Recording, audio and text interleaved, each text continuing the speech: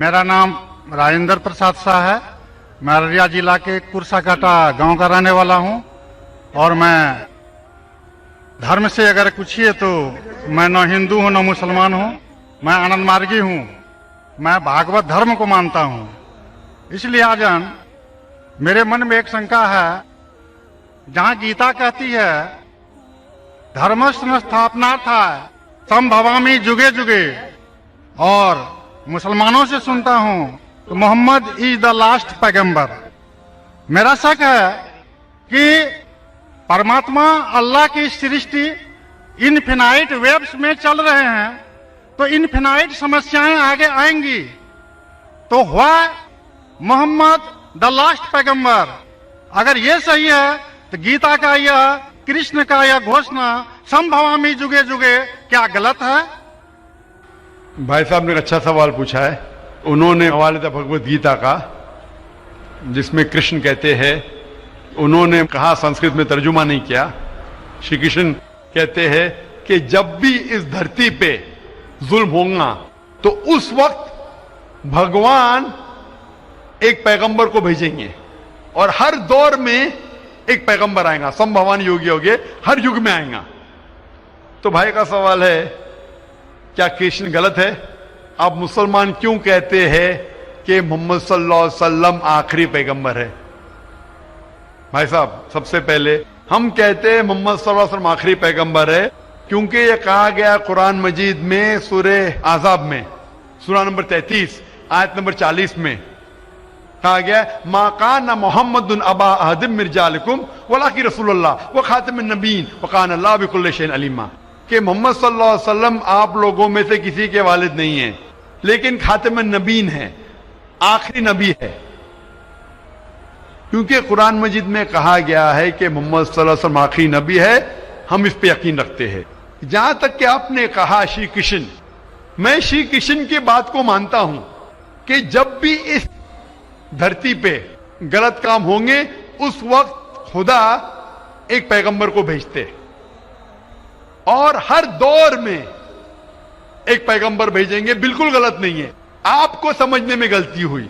क्योंकि जब आप पढ़ेंगे भगवत गीता, भगवत गीता को कहा गया है कि ये वेद का निचोड़ है, it is the nectar of the Veda, Veda का निचोड़ है।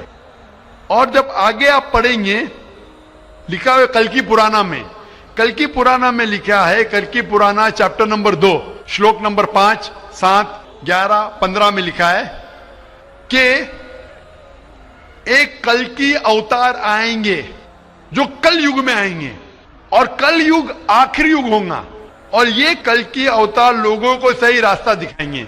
और ये कल की अवतार के वालिद का नाम है विष्णु यास, मतलब भगवान का नौकर। अरबी में अब्दुल्ला, जो नाम थे मोहम्मद सल्लल्लाहु अलैहि वसल्लम के वालिद का। उनके वालिदा का नाम होगा सुमति। सुमति मतलब अमन, शांति। अरबी में होगा आमिना, जो नाम था मोहम्मद सल्लल्लाहु अलैहि वसल्लम के वालिदा का नाम। वो पैदा होंगे अमन के शहर में जो है मक्का।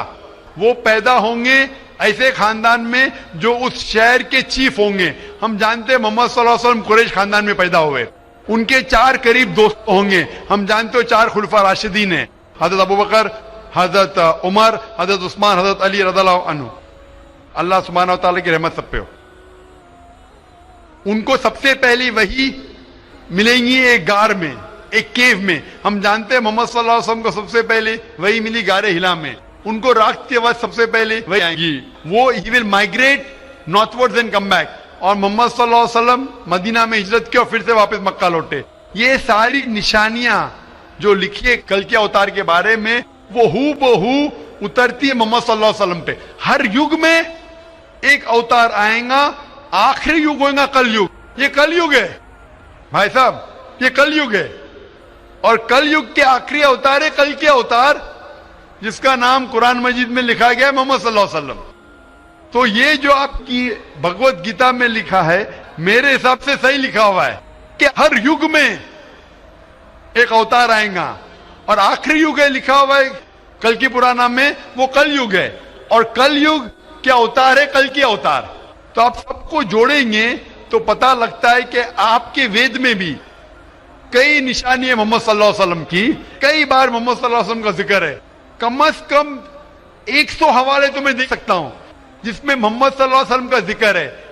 अगर आप पढ़ेंगे भविष्य पुराना पर्व 3 खंड 3 अध्याय 3 श्लोका 5 से 8, उसमें कहा गया है कि मोहम्मद सल्लल्लाहु अलैहि वसल्लम आएंगे और वो एक फॉरेनर रहेंगे और वो डेजर्ट से आएंगे। लिखा है भविष्य पुराना में पर्व 3 खंड 3 अध्याय 3 श्लोका 10 से 27 में मोहम्मद सल्लल्लाहु अलैहि वसल्लम का जिक्र है। अगर आप पढ़ेंगे कुंटप सुक्तास अथर्ववेद किताब नंबर 20 चैप्टर नंबर 127 श्लोक नंबर 1 से 14, उसमें मोहम्मद सल्लल्लाहु अलैहि वसल्लम का जिक्र है। मोहम्मद सल्लल्लाहु अलैहि वसल्लम का जिक्र कई जगह वेद के अंदर है, कई जगह पुराना में है। तो अगर आप भगवत गीता को लेते हैं, पुराना को लेते, कल्कि पुराना को लेते और एक मानते हैं, तो सारे ये श्लोका कह रहे हैं कि आखिरी पैगंबर आने वाले मोहम्मद सल्लल्लाहु अलैहि वसल्लम है और हमें मोहम्मद सल्लल्लाहु अलैहि वसल्लम मानना चाहिए। भाई साहब जी, भगवत गीता मानते हैं आप? देखिए, मैं मानता किसी को नहीं हूँ। मैं तर्क के बौद्धिक स्तर पर जो मेरा लॉजिक एक्सेप्ट करता है उसी को मैं मानता हूँ। लेकिन आपने भगवत गीता का हवाला दिए क्या? नहीं, मानने का मतलब वो आंख बंद कर मानना, मैं आंख खोल कर मानता हूँ। तो आंख खोल के आप मानते क्या नहीं भगवत गीता को? बिल्कुल मानता हूँ। जो तो मानने भगवत गीता में लिखा है जो आने वाले आखिरी अवतार, जो पुराण कल्कि पुराना में लिखा हुआ है कल्कि अवतार, उसमें मानते हैं आप? देखिए, पुराण की बात नहीं कर सकूंगा क्योंकि कुरान की बात नहीं, पुराना कल्कि पुराना पुराण में मैं कर रहा हूँ क्योंकि पुराण हाँ। पुराण के बारे में पुराणकार का जो कहना है कि अष्टादश व्यासस वचनम दुए पापाय पर पीड़नम पुण्याय पर हितनम। इसी तरह का है कि 18 पुराण का उद्देश्य है कि दूसरे को कष्ट देना पाप है और दूसरे का भलाई करना पुण्य है। मैंने कब बोला कि दूसरे को कष्ट दो और दूसरे के भलाई मत करो? मैं कह रहा हूँ इस आधार पर मैं कुरान में लिखे लगा दूसरे को कष्ट दो, कुरान में भी लिखे दूसरे को कष्ट मत दो, कुरान में भी लिखे दूसरे की मदद करो। तो इसके ऊपर बहस नहीं हो रही है, बहस हो रही है कल्कि पुराना पे, कल्कि अवतार पे। आप आखिरी पैगंबर में मानते हैं क्या नहीं, ये मैं पूछ रहा हूँ। मुझे कल्कि पुराण का अध्ययन नहीं है, कल्कि पुराण का अध्ययन नहीं है डॉक्टर साहब, मुझे कल्कि पुराण का अध्ययन नहीं है। तो आप अगर बुद्धि के ऊपर आप मानते हैं तो मेरी ये आपसे इल्तिजा रहेंगी कि कल्कि पुराना पढ़ो और ये जांच पड़ताल करो कि कल्कि अवतार कौन है और कल्कि अवतार की तहकीक करो। आप इंशाअल्लाह मोहम्मद सल्लल्लाहु अलैहि वसल्लम में मानेंगे।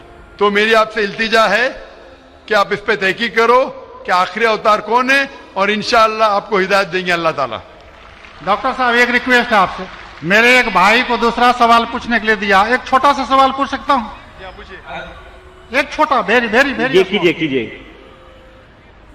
मुसलमान लोगों को जब कोई हिंदू मिलता है तो बोलते हैं उसका आदाब, लेकिन किसी मुसलमान को बोलते हैं अस्सलाम वालेकुम।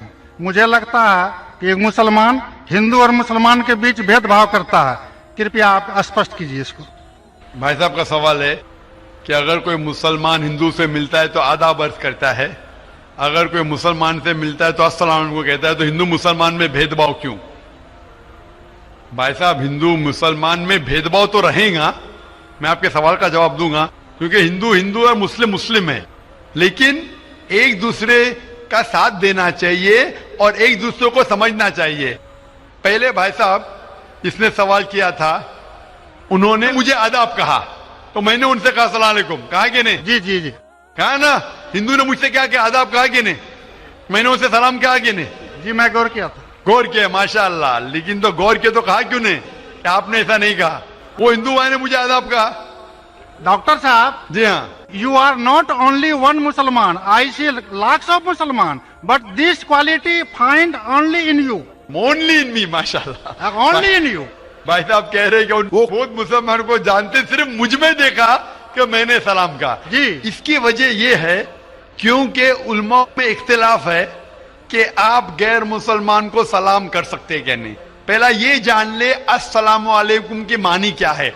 अस्सलामु अलैकुम की मानी है कि आप पे सलामती हो। अस्सलामु अलैकुम व रहमतुल्लाहि व बरकातुहू, आप पे सलामत रहे, रहमत रहे और बरकत रहे ना। इसमें इख्तिलाफ है मुसलमानों में, मुसलमान उलमा में کہ آپ غیر مسلمان کو سلام کر سکتے کہنے غیر مسلمان کے سلام کا جواب دے سکتے، اس میں اختلاف ہے.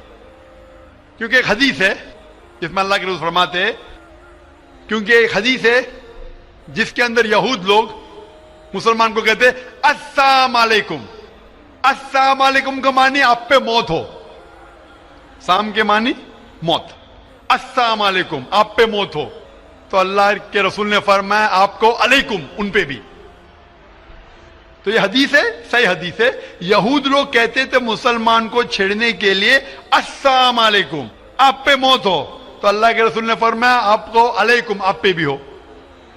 تو اس کی وجہ سے اختلاف، اور کئی حدیثیں ہیں، میں زیادہ بحث میں نہیں جانا چاہوں گا، لیکن یہ کہنا چاہوں گا کہ کچھ علماء یہ بھی کہتے ہیں کہ آپ السلام علیکم کہہ سکتے، کیونکہ قرآن مجید کی ایک آیت ہے سورہ نساء میں، سورہ نمبر 4 آیت نمبر 86 اس میں کہا ہے اگر کوئی آپ کو گریٹ کرتا ہے، اگر کوئی گریٹ کرتا ہے تو آپ اور بہترین طریقے سے گریٹ کرو. اگر کوئی آپ کو گریٹ کرتا ہے اور بہترین طریقے سے گریٹ کرو، یا کم از کم اتنا. تو اگر کوئی السلام علیکم کہتا ہے مجھے کہنا چاہیے وعلیکم السلام ورحمۃ اللہ. اگر کوئی کہتا ہے السلام علیکم ورحمۃ اللہ، مجھے کہنا چاہیے وعلیکم السلام ورحمۃ اللہ وبرکاتہ، یا کم از کم اتنا. یہ ضروری ہے.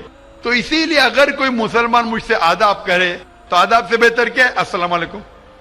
اور اللہ کے رسول کے لیے کہا گیا محمد صلی اللہ علیہ وسلم کے لیے، اللہ فرماتے ہیں جو میں نے تقریر میں بیان کیا سورہ انبیاء میں سورہ نمبر 21 آیت نمبر 107 میں، وما ارسلناک الا رحمت للعالمین، کہ ہم نے محمد صلی اللہ علیہ وسلم کو نہیں بھیجا لیکن رحمت بنا کے سارے انسانوں کے لیے، سارے عالم کے لیے.